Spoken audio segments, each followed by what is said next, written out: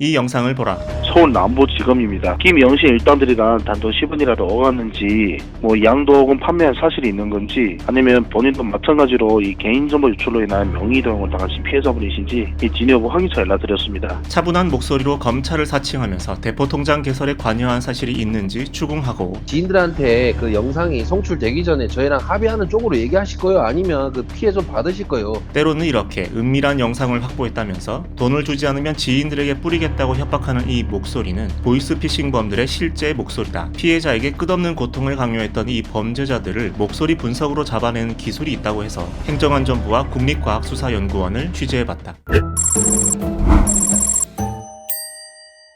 최근 5년간만 따져도 피해자 15만 명, 누적 피해액이 3조 원이나 되는 보이스피싱을 추적할 거의 유일한 단서는 이들의 목소리다. 검사와 수사관, 은행 대출 직원을 사칭하는 피싱범들의 신분도 그들이 보내는 서류나 영상통화에서의 화면도 모두 가짜지만 오직 통화 목소리만은 변조하지 않는다.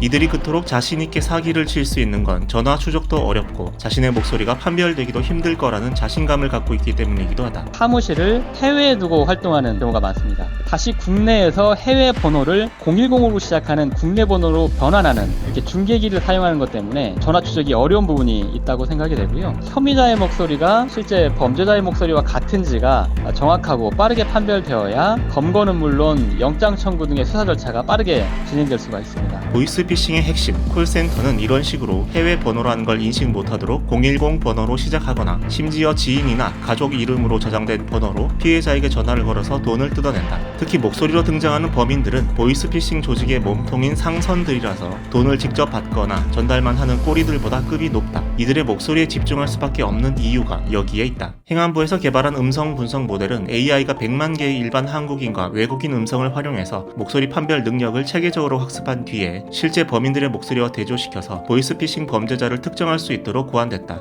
특히 다양한 시나리오를 갖고 사기를 치는 것에 대비해서 같은 목소리가 상황이나 사칭하는 역할에 따라서 바뀔 가능성까지도 대비할 수 있다고 한다. 보안이 필요한 부분도 있기 때문에 영상에서 다 공개하긴 어렵지만 범인 목소리라고 판별된 소스를 활용하면 연쇄적으로 다른 범죄자들까지도 찾아낼 수 있다. 그동안 보이스피싱 수사는 경찰이 국가수의 음성 분석을 의뢰하면 국가수에서 일괄적으로 진행시켜 왔는데 영국이나 러시아에서 개발된 모델이어서 음성을 걸러내는데 한계가 많았다고 한다. 행정 절차상 시간도 오래 걸리고 조직적으로 활동하는 연관성을 밝혀내기도 쉽지 않아서 수사가 오래 걸리기도 했다. 행안부에 따르면 이번에 개발된 모델은 정확도 면에서 기존보다 77% 더 우수하고 지난 10월부터는 경찰의 보이스피싱 수사 시스템 내부에 아예 탑재가 돼서 현장에서 활용도가 높아졌다. 콜센터의 핵심 상선까지 잡아내지 못하면 보이스피싱 조직들은 다른 곳에 또아리를 틀고 영역을 확장해 나간다. 최근 경기 남부경찰청에서 적발한 보이스피싱범 51명은 해외가 아니라 국내에 거점을 둔 조직이었는데 기존 보이스피싱 조직들에서 갈라져 나온 이들이었다. 음성 분석 모델을 활용해서 목소리의 유사성을 추적한 결과 상담원부터 콜센터 총체까지 잡아들일 수 있었다고 한다. 인트로에 나왔던 보이스피싱범의 목소리만 들어보면 저런 걸 왜 속나? 그냥 모르는 전화는 끊어버리면 되지 싶은 생각이 들기도 하는데 피해자들 얘기를 들어보면 찰나의 순간 상황에 몰입하게 되는 경우가 많다. 특히 피싱범들이 유도하는 파일을 별 생각 없이 내려받는 경우에 이미